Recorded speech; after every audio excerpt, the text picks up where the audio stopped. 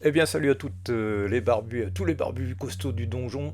On se retrouve une nouvelle fois pour une partie de Rock Dungeon. Je ne présente plus le jeu, vous êtes désormais des habitués. Et puis, on commence tout de suite avec un personnage encore inédit, c'est le mineur nain, qui commence donc avec 5 points de vie, 3 points de chance, toujours le point de dégâts habituel, 3 en force, 2 en agilité, 2 en intellect et 5 en vitalité. Il est prévoyant le nain, le mineur, il a toujours une corde et une torche avec lui. Le sac à dos habituel, il a un casque, une pioche qui fait mal, et puis dans ses compétences, sa première compétence, il peut récupérer une armure qui serait dans la discard, donc c'est intéressant, il peut forger sa propre armure. On va commencer, on est toujours dans le donjon, donc on commence à ce niveau-là, et je vous propose de nous immerger dans les salles et les rencontres qui nous attendent.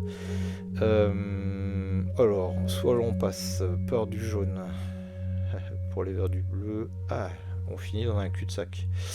Si on fait ça, sinon on emprunte l'autre chemin tortueux qui me plaît un peu mieux. Avec du vert notamment. Et bah on commence là-dessus. Allons-y. Donc je vais descendre et je vais aller directement sur du rouge. Soyons fous. On va tirer tout de suite un ennemi.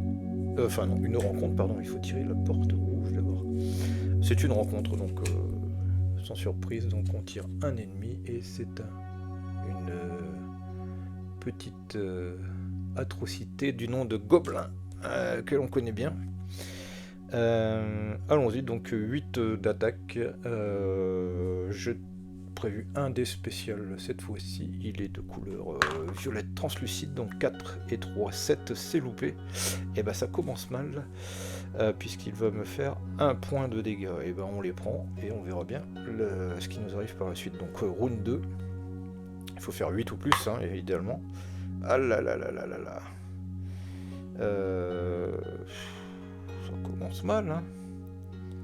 On va se reprendre un point de vie. Allez, je rejette. Ah, ou je peux augmenter aussi. Non, ça sert à rien. On peut augmenter le chiffre. Je vais faire une relance avec un point de chance. 4 et 3, 7. Ah bah dis donc. Encore une relance. Enfin, j'utilise un point de chance pour modifier le chiffre qui devient un 5. Et 3, 8. Donc du coup, je le touche, je le tue. Un point de vie, un point d'expérience et du loot. C'est parti. Bon bah c'était un récalcitrant celui-là. Donc du loot. Nous avons du fromage. Une meule de fromage. On peut le discarder pour charmer les rats ou les chats. Et on peut le discarder pour gagner 2 points de vie. Donc on garde ça précieusement. Et j'ai oublié mon point d'expérience qui arrive tout de suite. On va le mettre comme d'habitude ici à côté. Un gobelin, un point d'expérience. Et ben, ça nous a fait mal tout de même, donc on continue sur la pièce jaune. La suivante, on tire donc la pièce jaune. Qu'est-ce que c'est? Oh, un cube gélatineux, on n'a pas de bol. Il sort de nulle part et on est pris par ce blob géant. Faut faire un jet de force. Je peux le passer directement si j'ai une corde ou une flying carpet. Donc on passe et on gagne 2 points d'expérience puisque j'ai une corde. On me dit pas de discarder la corde, donc je la garde effectivement. Donc on gagne 2 points d'expérience. Et par contre le cube gélatineux reste en place à cet endroit là. Donc il faut mettre le petit marqueur habituel qui correspond. Nous avons 3 points d'expérience. Je propose qu'on... Bon, on les dépensera à l'occasion. L'occasion fait le larron. Je vous propose d'aller sur la pièce blanche pour temporiser et nous faire de l'expérience justement dans le donjon. Allons-y. On nous propose de nous entraîner au combat, donc avec un maître d'armes. Je peux me séparer d'une loot card pour gagner des points d'expérience égales à mon habilité la plus petite. Donc je gagnerai 2 points d'expérience. C'est pas mal quand même. Eh bien, je propose... je vais me discard de...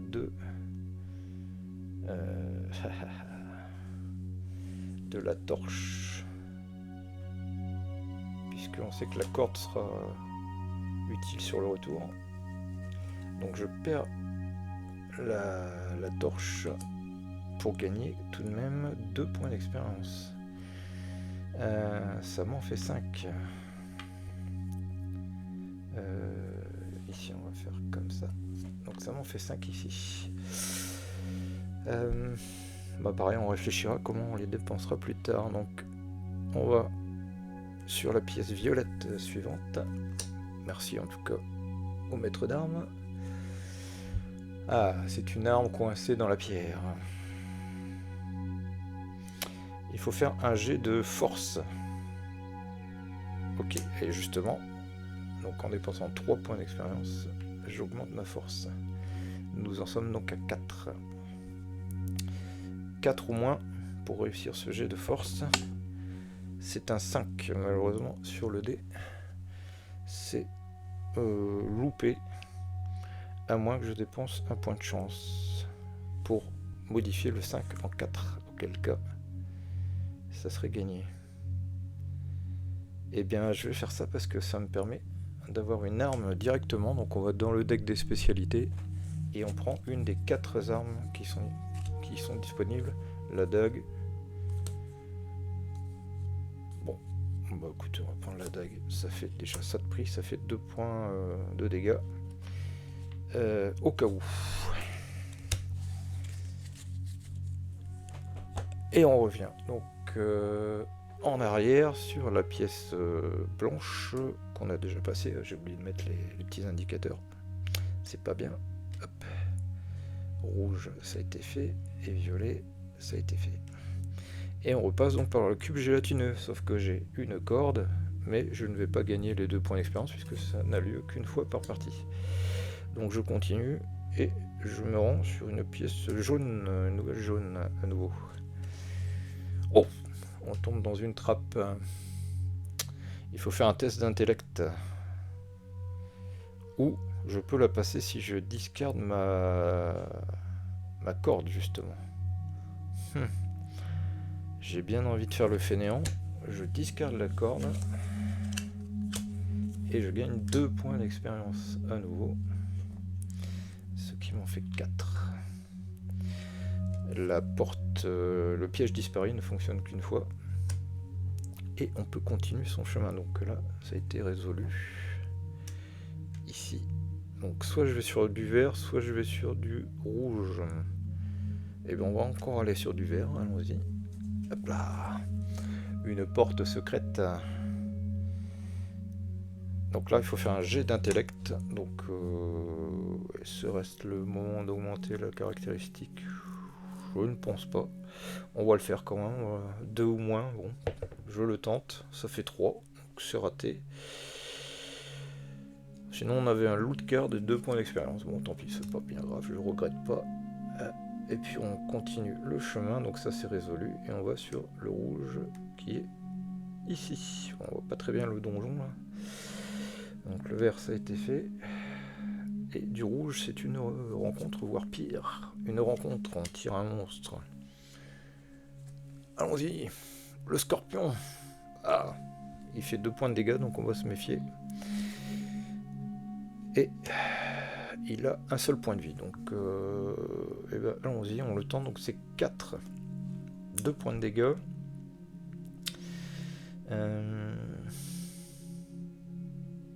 Ouais, je réfléchis s'il y a d'autres boosts, mais non, on n'a plus de points de chance. Donc allons-y, il faut faire 4 ou plus au dé, c'est un 6. Donc je le touche en premier, je lui fais 2 points de dégâts, il n'a qu'un point de vie, donc il meurt atrocement. Et il me donne un point d'expérience et un loot. Donc le loot, le point d'expérience, nous en avons 5. Et le loot, c'est un parchemin des morts vivants. On le discarde pour infliger un des 6 plus 1 dommage aux zombies, aux squelettes, aux ombres, aux guerriers squelettes, à la goule, au spectre, aux vampires et à la momie. Et en plus on gagne un point d'expérience en l'utilisant. Intéressant. Donc ça a été résolu et je me dirige vers la sortie de ce premier donjon.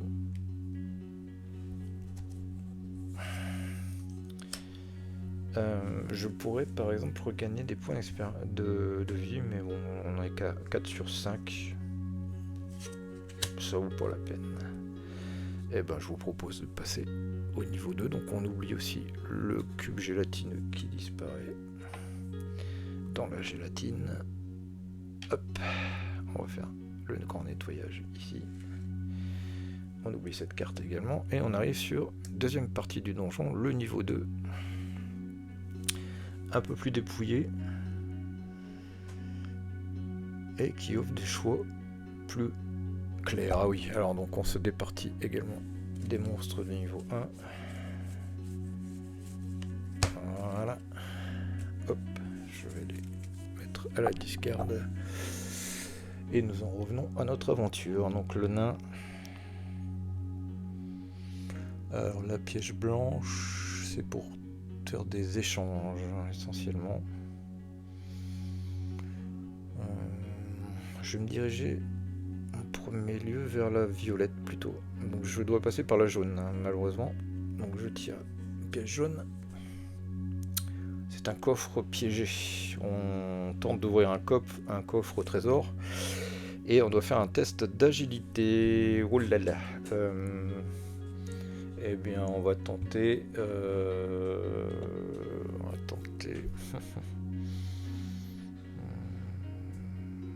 J'ai bien envie d'augmenter mon agilité. Je dépense 2 points d'expérience. Nous sommes à 3. Et si je dépense encore 3 points d'expérience, je peux aller à 4. Allez, on va le faire cette folie. Nous avons 4 en agilité pour éviter de prendre des dégâts. Allons-y. Oh, c'est un 5. Donc je vais souffrir de 1 des 6 moins 1 point de dégâts. Oh là là. Donc j'en prends 4. C'est-à-dire que je suis mort, sauf que je vais utiliser mon homme pour éviter de perdre 2 points de dégâts. Donc j'en perds que 2 à l'arrivée. Donc il me reste simplement 2 points de vie. Bon, ce coffre m'aura coûté très cher. Il a explosé, donc on peut partir vers la bleue. On va éviter les dégâts supplémentaires. Donc celle-ci a été résolue. Donc la bleue, je tire la porte bleue. Ah, un nain qui est blessé. Pour une fois. J'ai en ma possession la meule de fromage. Donc je vais pouvoir guérir ce nain avec du fromage et il va devenir mon compagnon d'armes. Donc je vais aller le chercher dans le deck des spécialités. Donc je discarde le fromage, bien sûr, et je vais le chercher un nain qui va être mon compagnon. Ça c'est une super nouvelle. Alors, le voici, un nain compagnon du nain. Donc ça veut dire quoi? Ça veut dire que ma force minimum est de 5 pour tous les tests de force qui sont basés là-dessus. Et je peux le discarder pour bloquer tous les dégâts lors d'une mésaventure qui me causerait des dommages. Donc ça c'est super. Donc c'était la pièce bleue. Pièce verte maintenant. Hop là. Alors, je la tire. Qu'avons-nous? Le labo de la chimiste. Alors, c'est qui tout double? On lance un des 10, on est obligé. C'est-à-dire qu'on a trouvé une potion et on l'a bu. Mais on ne sait pas ce que c'est. Est-ce que c'est une boisson énergisante ou du poison? On va le découvrir. C'est un 7 sur le dé. Je perds 3 points de vie. Ah non, pas ça.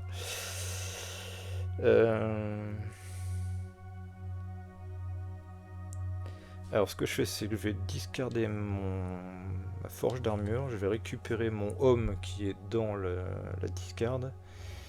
Et le home me permet de prévenir 2 points de dégâts. Donc je le rediscarde aussi vite, hein, si vous avez compris. Et il ne me reste qu'un seul point de vie. Et là c'est la tension, le stress. Donc, avant de renaviguer dans les couloirs du donjon, il va falloir se requinquer.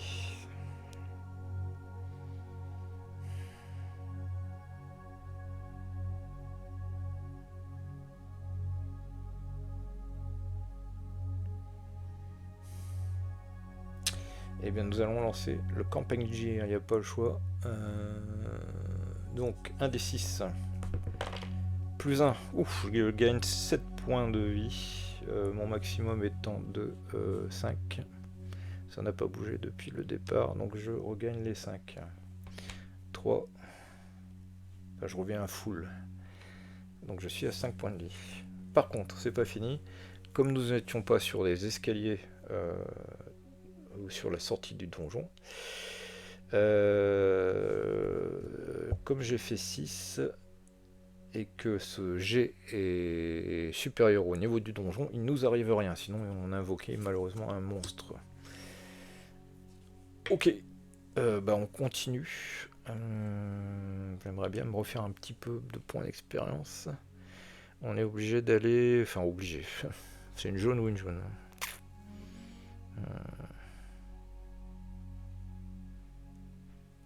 On va aller sur la blanche. Tiens. On va revenir en arrière.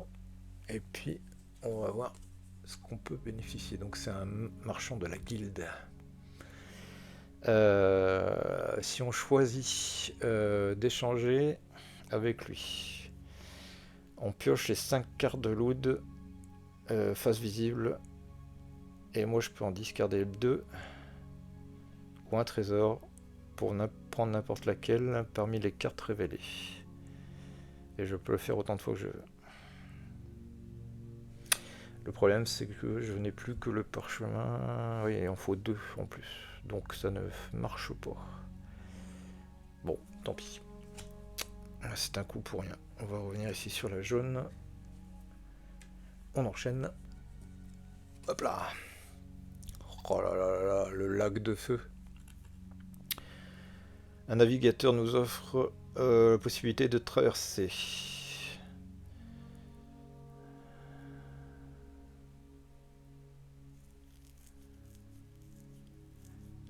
Ah, on prend des dégâts si on échoue.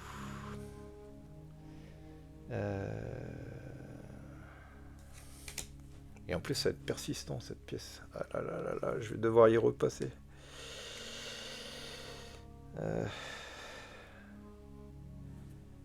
Donc elle est comme ça. Donc si on discarde pas un loot ou la flying carpet que je n'ai pas, je perds un des 6 moins 1 dommage. Et j'ai pas trop envie là. Tant pis, on va perdre le parchemin. C'est bien dommage. Bon, on lui offre le parchemin. L'idée, c'est qu'ensuite, on attaque une rencontre. On tire un monstre donc de niveau 2 désormais. Et on résout le combat. Ah non, je viens d'envoyer le parchemin à la poubelle. Et on pouvait le détruire, ce Sky Squelette directement. Bon, eh bien nous allons l'affronter. Grâce au nain, nous avons 5 et non pas 4 en force. Et en tout cas, on fait 2 points de dégâts. Donc on peut espérer le tuer du premier coup. Donc il faut faire 10 ou plus. 5 et 2, 7, ça ne marche pas. Ne marche pas.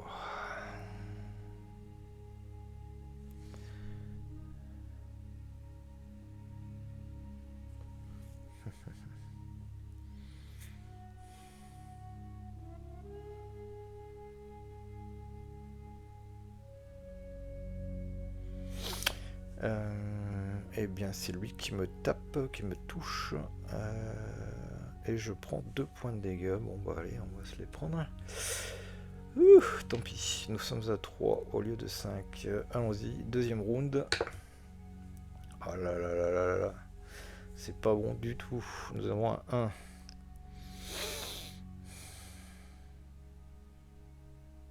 Donc il va me refaire 2 points de dégâts. Ouais, j'ai pas d'autre choix. Ou alors je me sépare de mon nain. Ah tant pis, on le fera en dernier recours. Hein. Troisième round. C'est pas vrai. 5 et 2, 7. Donc au lieu de prendre les dégâts, c'est le nain qui les prend et on lui dit bye bye. Dernier round, peut-être avant la petite mort. 8. Ouf. 8 et on est revenu à 4, ça fait 12. Je le touche en premier, je lui fais 2 points de dégâts. Puisque j'ai 2 armes de force. Et on le tue, donc ça nous donne 2 points d'expérience et un loot. Alors, le loot, c'est un bolas. Je sais pas si ça va nous sauver.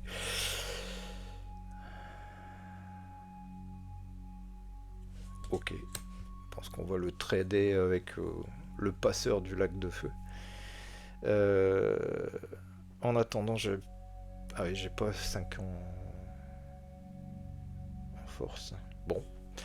Alors, c'était un premier combat, une première rencontre. Il reste un point de vie, les amis. Qu'est-ce qu'on fait? Est-ce qu'on continue la folie des combats ou est-ce qu'on se replie?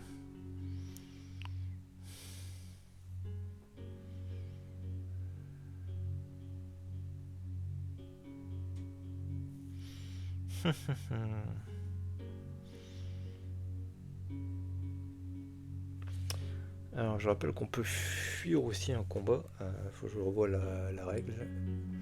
C'est-à-dire qu'on n'est pas obligé de combattre le monstre qu'on révélerait, mais c'est une porte rouge peut ouvrir sur 2 monstres aussi, voire 3, d'un coup, et là on serait mal.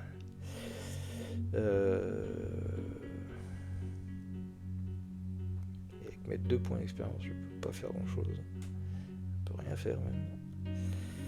Eh bien, allons-y, on va être fou, on va découvrir quelle est la rencontre suivante. Tant pis, c'est le jeu. C'est le jeu où je passe au niveau 3 et je mets ma tête sur le bio parce qu'au niveau 3...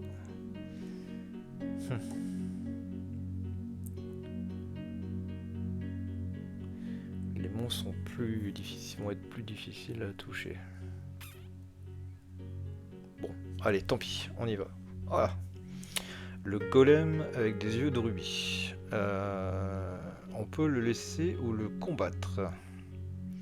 Si je le combats, alors, il y a 6 points de vie, 3 points de dégâts. On pioche 2 loot cards. Ouais, au lieu d'une. Et ben, je vais décider de le laisser. Donc on discarde, c'est fait. Et on n'a rien gagné. Par contre, bah, je continue malheureusement dans mon optique de voir ce qui se passe sous les cartes. On entre dans la tombe du Seigneur Lich. Alors je pioche un monstre. Je pioche un monstre du next level de niveau 3 donc. Et on résout le combat. Donc il y a 2 monstres qui apparaissent. Donc un monstre de niveau 2. Les rats. Alors là, c'est un peu bête aussi puisque j'avais les fromages, mais je n'ai plus le fromage. Et le premier monstre de niveau 3. Et là, aïe aïe aïe, pour une gargouille. Bon. À savoir que on n'oublie pas que quand ils sont 2, celui qu'on combat a un +1 de renfort du second. Donc les rats sont à 9 en fait. Et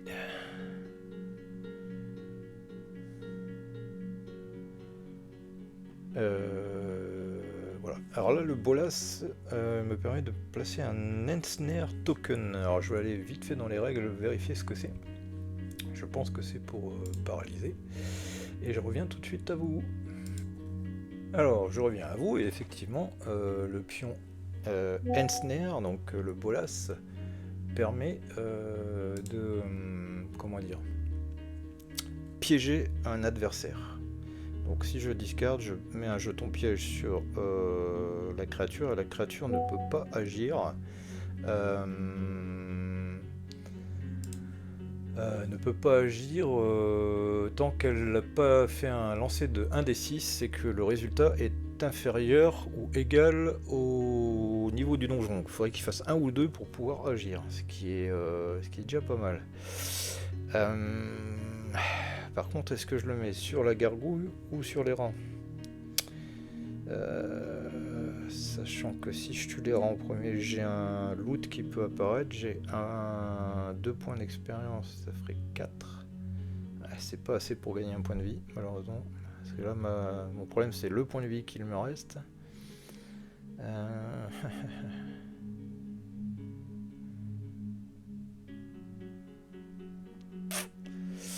Tout se joue sur le loot que je vais tirer.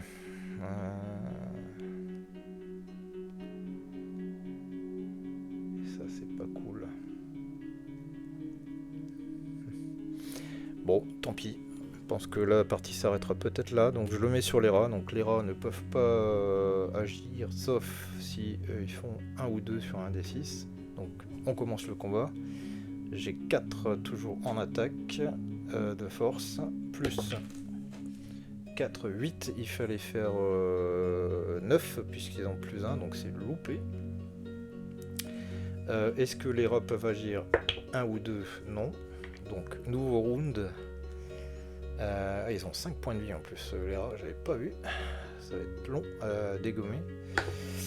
6 et 4, 10, je les touche cette fois-ci. Je fais 2 points de dégâts, il leur reste donc 3. Nous allons symboliser les points de vie restants comme ça. Round suivant. Ouf, simplement 1. Donc je ne touche pas. Et est-ce qu'ils vont agir?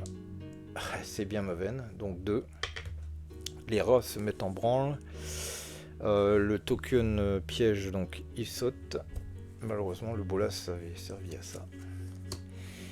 Et donc le rat me touche. Et donc je perds mon seul et unique point de vie. Et c'est la mort du petit cheval, une fois de plus, les amis. Bye bye, donc nous n'aurons pas dépassé le niveau 2, malgré un dé porte-bonheur que j'espérais porte-bonheur, mais non, ce ne l'a pas fait. Et donc on meurt sous les coups d'une nuée de rats. Eh bien, je vous donne rendez-vous pour la prochaine partie de Rock Dungeon. Je ne sais pas encore quel personnage je vais choisir. Peut-être l'aristocrate qui, je pense, arrive en jeu avec un ami, un compagnon directement. Ça sera peut-être d'une autre trempe. Donc on meurt avec ce mineur nain au fin fond de ce donjon. Et sans regret, on poursuivra l'aventure prochainement avec un autre personnage. N'hésitez pas à nous écrire en commentaire ce que vous souhaitez voir également mis en lumière dans l'émission. N'oubliez pas de l'émission Ludopod numéro 5 qui est sortie la semaine dernière avec l'interview de la quête de Séraphim. Je vous laisserai aller voir de quoi il en retourne. C'est un roman de fantasy. Salut, ciao, bye et à bientôt. Vous pouvez reprendre une activité normale.